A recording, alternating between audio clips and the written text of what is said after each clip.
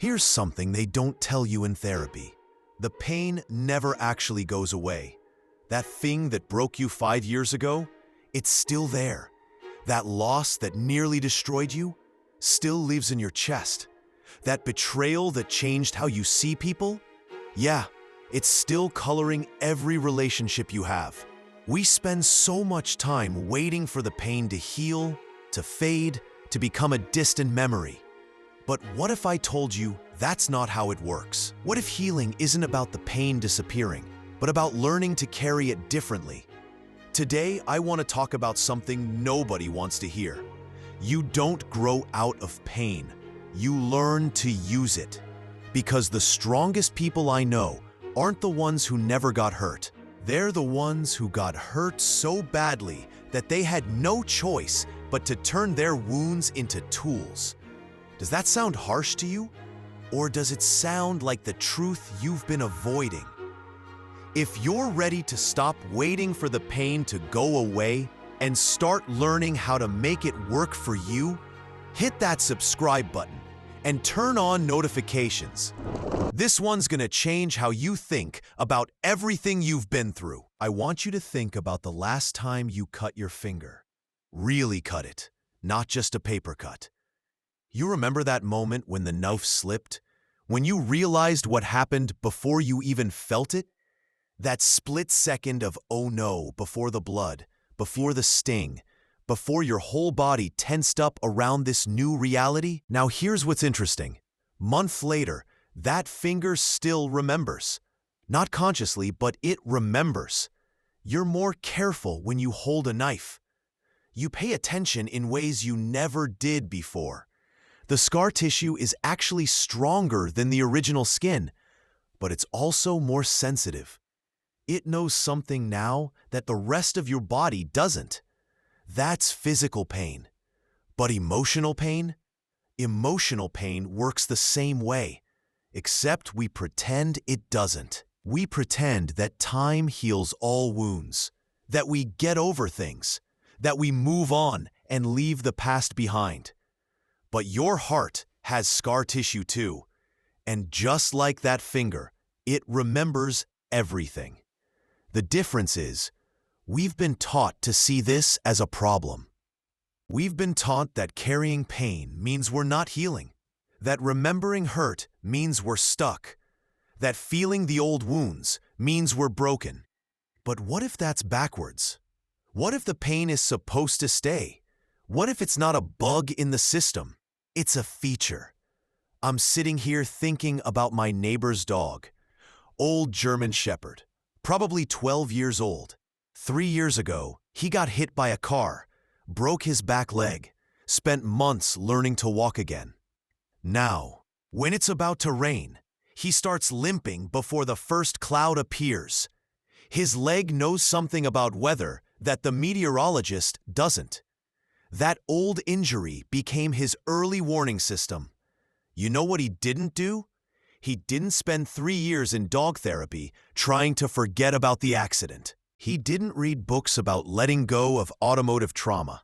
He just learned to live with what his body taught him, and now he's smarter because of it. But us? We go to therapy for years trying to heal away our pain. We read books about forgiveness and moving on. We meditate to find peace with our past. And look, I'm not saying those things are wrong, but maybe we're missing something.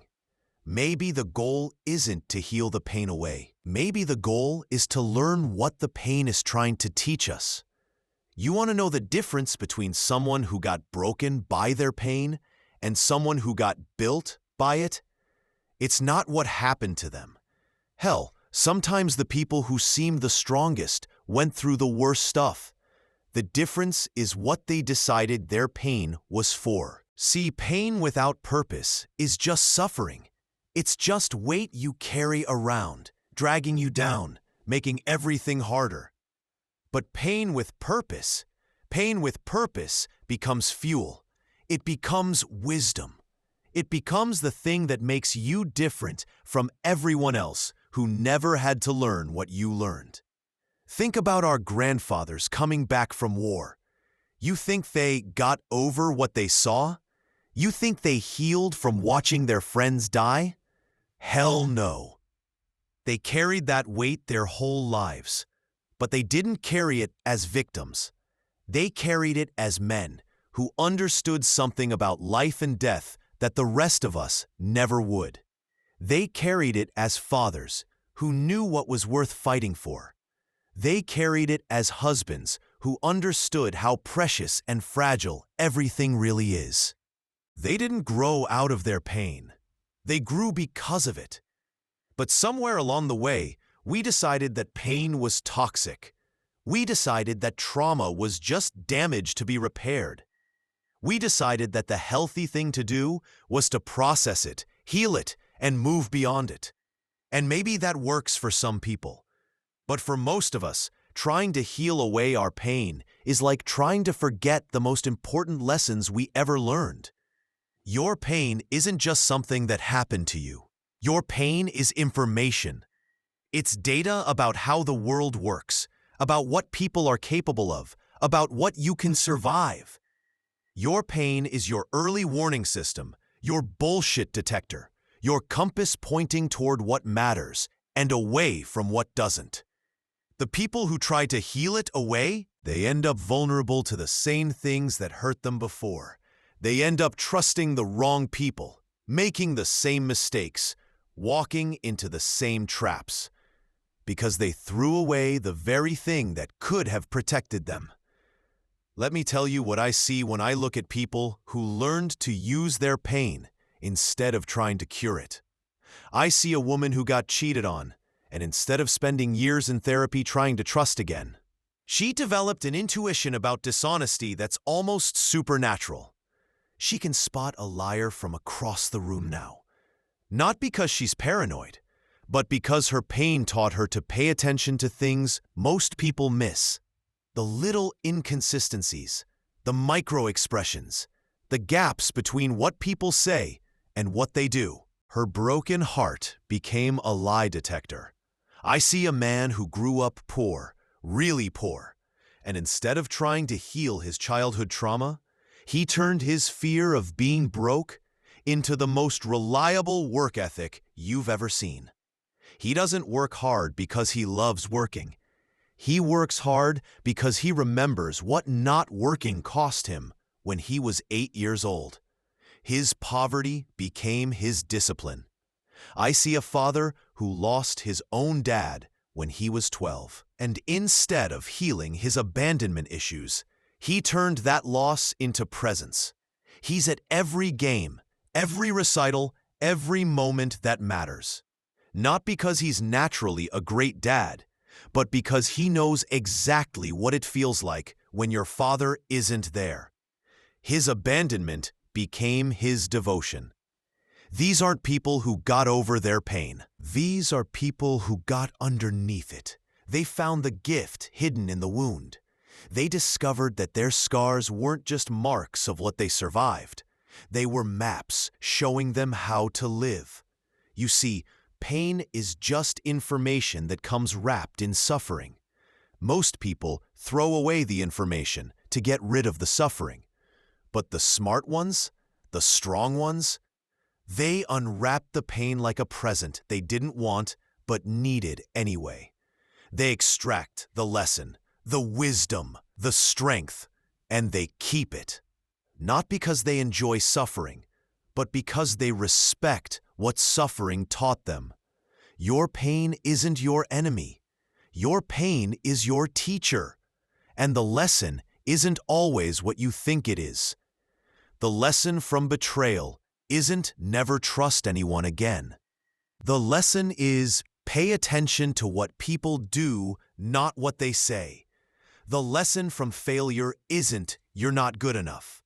The lesson is preparation matters more than talent. The lesson from loss isn't love hurts too much. The lesson is everything is temporary, so cherish what you have while you have it. But you only learn these lessons if you stop trying to heal the pain away and start asking what the pain is trying to tell you. Here's where most people get it wrong. They think using their pain means staying angry, staying bitter, staying hurt. They think it means never moving forward, never finding peace, never being happy again. That's not using pain. That's being used by it. Using pain means taking what it taught you and applying it to build a better life.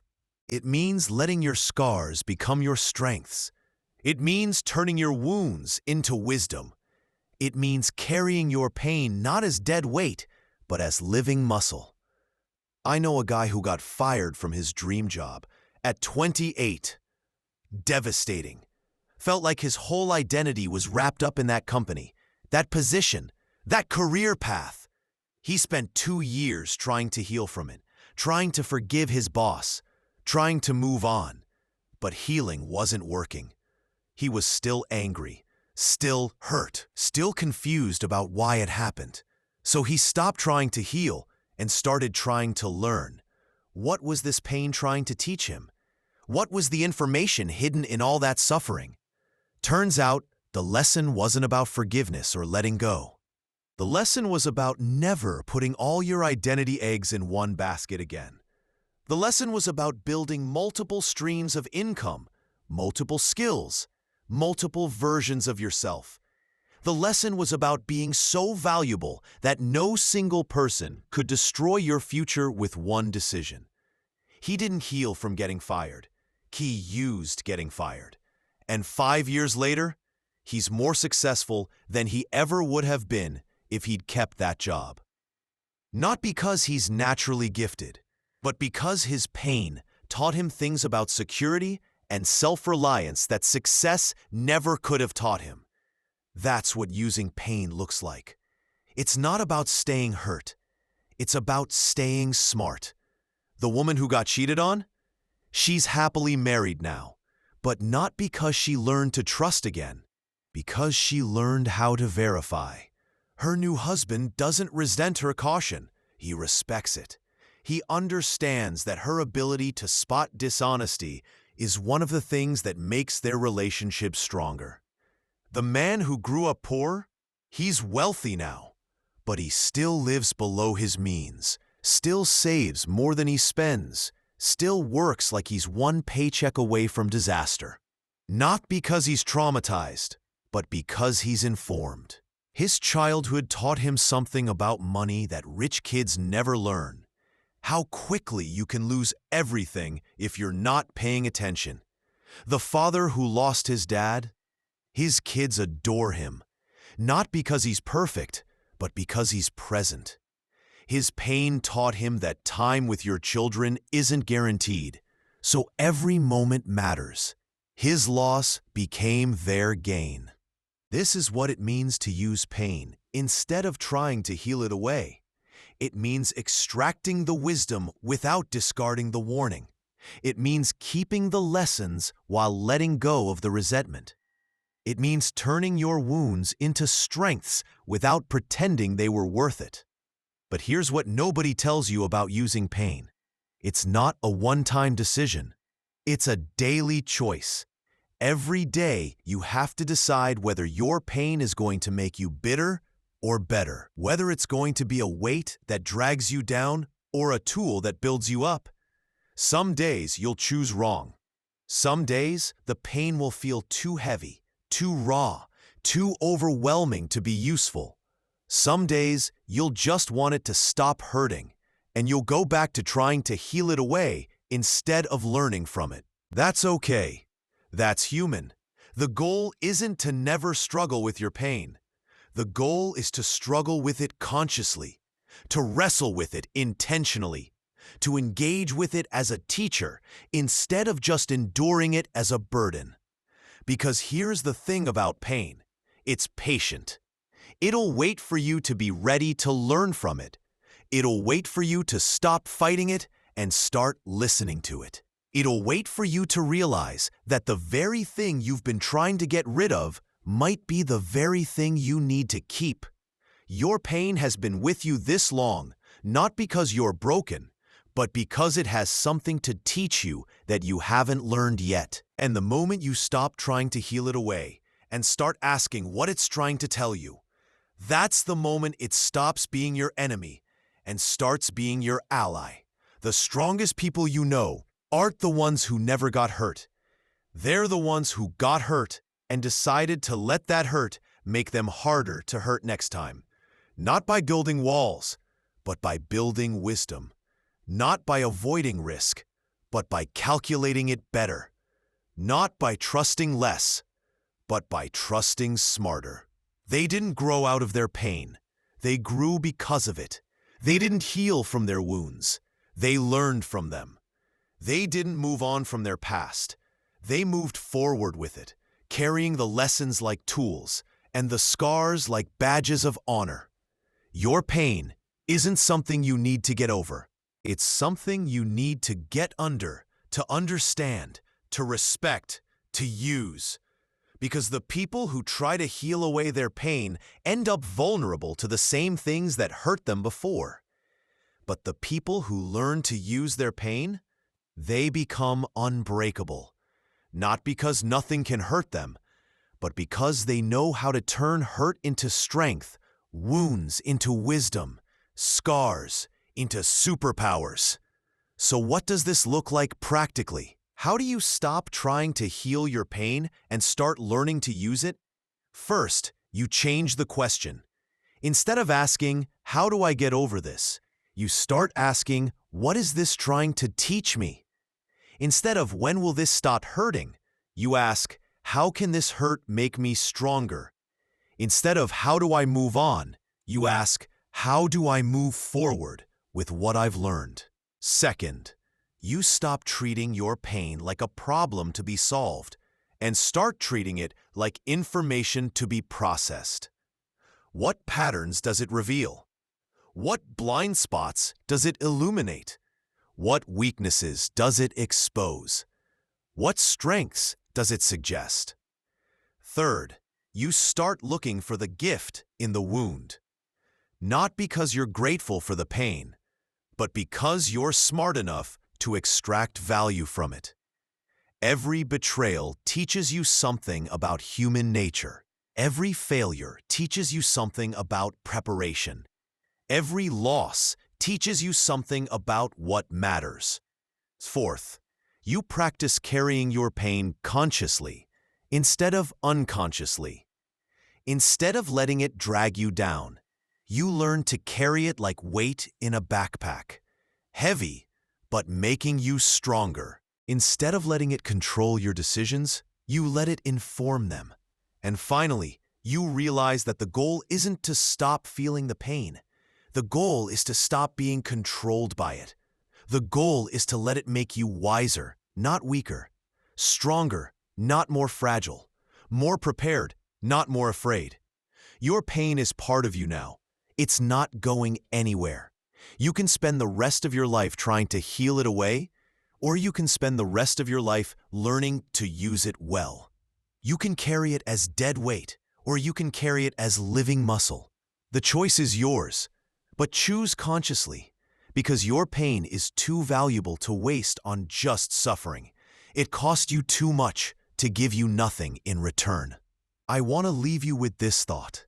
Every scar tells a story, but not every story ends with the wound. The most powerful stories are the ones where the wound becomes the weapon, where the break becomes the breakthrough, where the pain becomes the power. Your pain isn't your weakness. It's your education. It's not your burden. It's your toolkit. It's not your past. It's your preparation for whatever comes next. The people who will hurt you again are counting on you to heal away your ability to recognize them. The situations that will break you again are counting on you to forget what broke you before. The mistakes that will cost you again are counting on you to lose the wisdom that your pain tried to give you. Don't let them win. Don't heal away your superpowers.